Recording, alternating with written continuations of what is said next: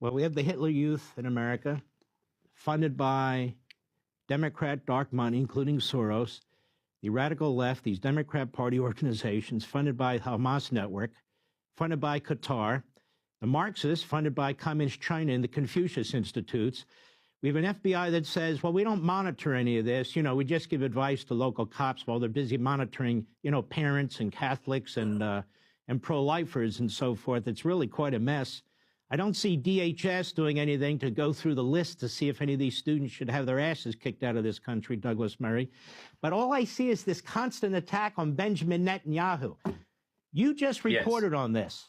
Tell us about it. Yes. Just broke the story this week in my column in the New York Post that there's an attempt by the International Criminal Court to, in the coming days and weeks, indict Benjamin Netanyahu and two other people at the top of the Israeli government on so-called war crimes charges. This is based, by the way, on no investigation and no evidence.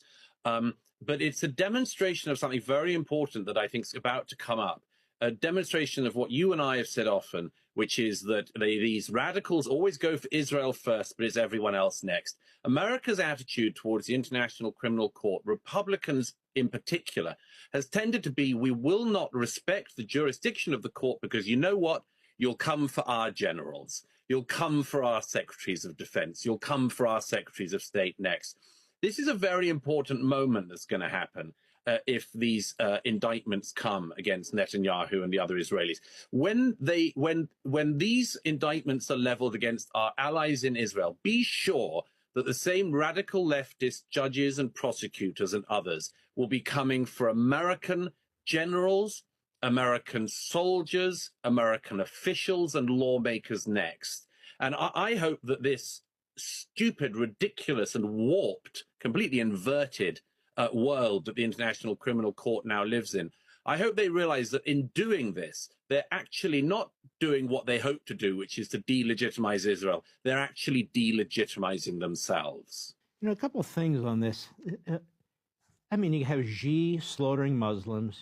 You have, you've got Putin slaughtering Ukrainians. You've got this genocidal police state in North Korea. We can go through the list. Iran raping its women, torturing, killing its people. We can go through the list of horribles of probably 180 countries in the world, and they go after Netanyahu because Netanyahu is defending his people who are Jewish, and he will not relent. You know, Donald Trump didn't recognize that court. Donald Trump, in fact, put sanctions on that court and said if they ever step out of line and attack us, the United States, that he's going to do more. Biden comes in, recognizes the legitimacy of that court, just as Biden has burned down so many of our protections in our society, internally and externally. And they come out with a report, Douglas Murray, last week, the State Department, that really added fuel to what this so-called international court's going to do. Israel's at the top of the list of the worst countries when it comes to so-called war crimes. Our own State Department did that, feeding into what this court's going to do, no? Yeah. Yeah.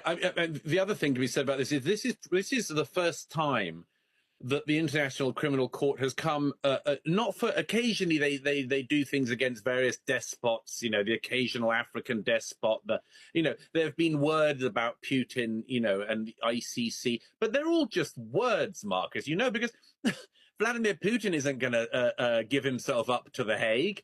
You know, Kim Jong-un isn't going to be taken off there anytime soon. Chairman Xi isn't going to be. But this is this one of the many sinister things about the ICC. This is the first time they're coming for a democratically elected leader. And a democratically elected leader represents his army and his people and a conscript army. This is an attack on Israel. They'll come for the US next. Before you know it, if the ICC get away with this, it'll be an elected American leader that'll be in their sights next. Well, maybe they'll come for Biden. I don't know if that's good or bad, but this Netanyahu thing is a disgusting disgrace. He is a great leader. In my view, he's the Churchill of our time. He's the voice of freedom in our time, of all the elected officials, while they're trying to put Donald Trump in prison. Douglas Murray, I want to thank you for all you do. God bless you, my friend. Thank you, Mark. Great pleasure to see you.